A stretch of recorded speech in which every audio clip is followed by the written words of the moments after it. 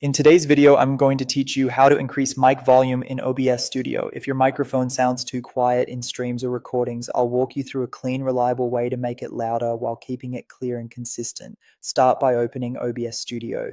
Look at the audio mixer at the bottom, find your microphone source, and drag its volume fader all the way up.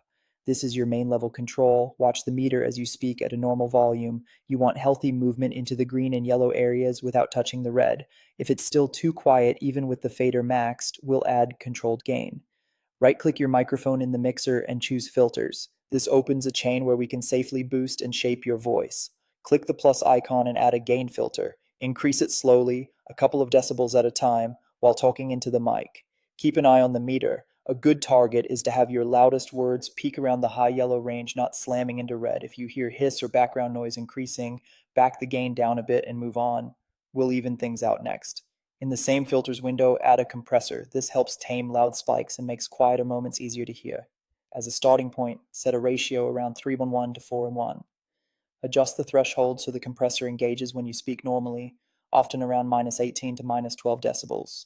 Keep attack fairly quick, about 5 to 10 milliseconds, and release around 1 to 200 milliseconds. Use makeup gain inside the compressor to bring your overall level back up if it dips. The goal is a steady, present voice without pumping or distortion. For fine control, right-click your mic in the mixer again and select Advanced Audio Properties. Here you can adjust the volume slider or percentage for that source with more precision. Small changes here can help you hit your target level without overdoing the gain or compressor. Before you chase more volume inside OBS, confirm your system isn't holding you back. In Windows Sound Settings, open your microphone's device properties and make sure the level is set to 100. Once that's done, return to OBS and speak naturally. Aim for strong yellow peaks and avoid the red. If you see clipping, reduce either the gain filter or the fader slightly. That's it.